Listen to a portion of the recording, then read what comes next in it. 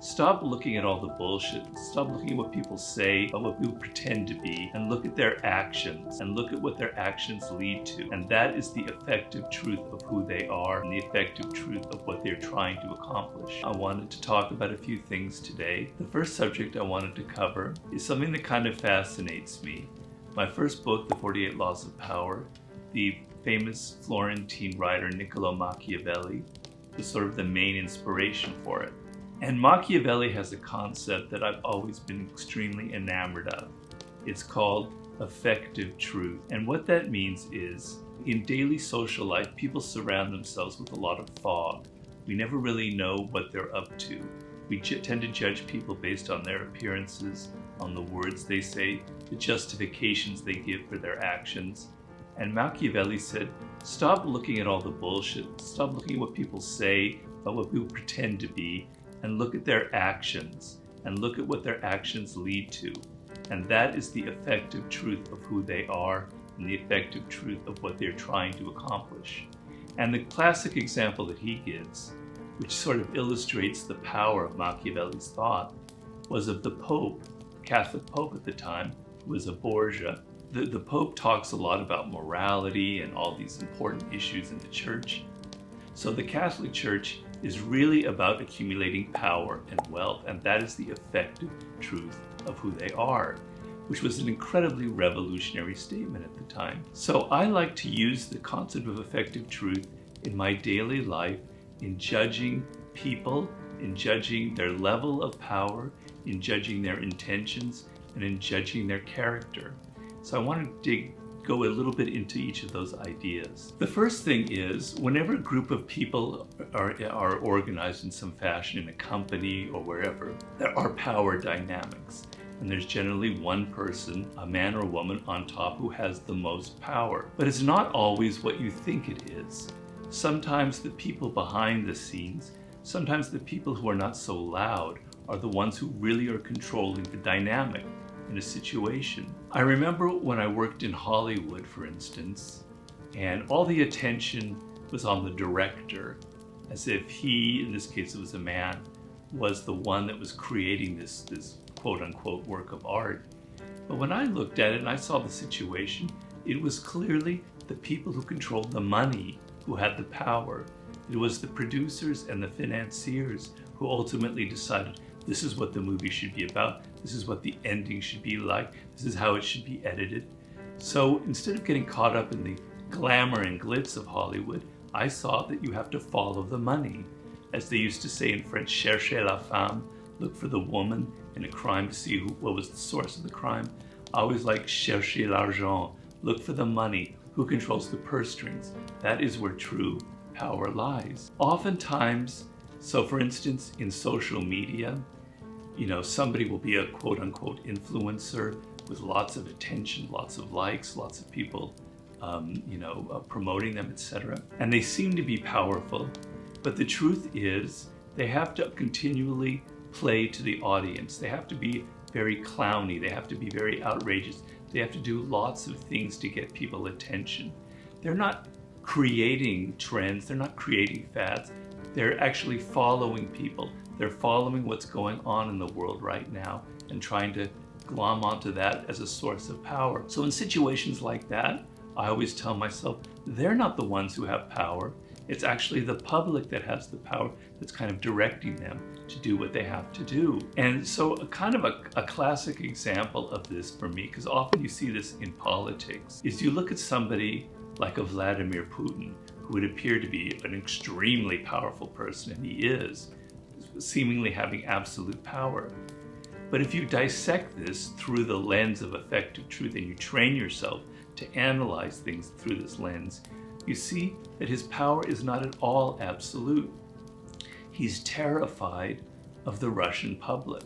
He's terrified of any kind of dissent or any kind of revolution, which is sort of what motivates a lot of his behavior. So he was terrified of the revolutions that were going on in the Arab countries in the early 2010s. It caused him to clamp down on what's going on in Russia. He's terrified of the example of Ukraine, which caused him to now, like, he doesn't want this as an example for Russians. Soloviki, the people of power in Russia, the oligarchs, etc. He's actually very insecure. His power is very tenuous, right?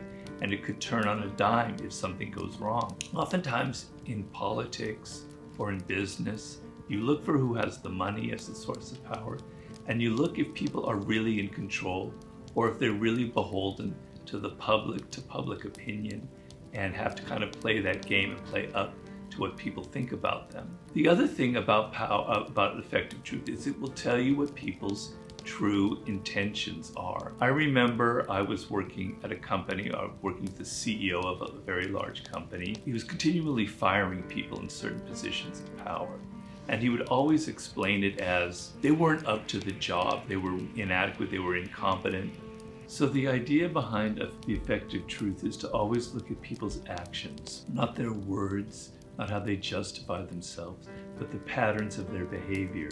And using that knowledge, using those kind of patterns that you see to actually decipher how powerful they are, what their true intentions are, and the nature of their character. And I often find that people who are the most kind of moralistic, who preach the most, who try to pretend that what they're really about is righteousness, about justice and fairness.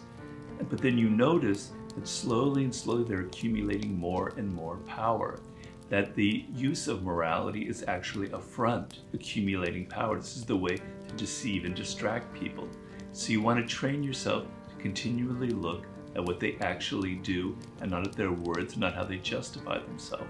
The final thing is about their character, which is really important if ever you have to hire somebody as an assistant or a business partner. And once again, people throw a lot of fog out there. They pretend they're very charming when you meet them, their resume looks impressive, they say all the right things, and then lo and behold, when they actually start working for you, discover a whole hidden side to their character. They're actually out for themselves. They're actually trying to get control over the company or whatever, or they can't be criticized, or they're very fragile, etc. And they're a nightmare. And so you want to stop paying attention to what people say about themselves. You want to train yourself to not look at their charming, charismatic exterior, and instead judge them on some of the nonverbal cues that come up. But more importantly, look at their patterns of behavior. Look at things that have happened in the past. I often tell people that I consult with, even in the job interview process, you can inflict a little bit of stress on the person you're interviewing them. Make them a little nervous, make them a little tense with kind of the direct questions you ask, and see how they respond.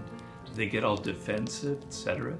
And a very good thing to note is, can people say, actually, I don't know the answer to that. I'm not really prepared to answer. I'd have to think about it.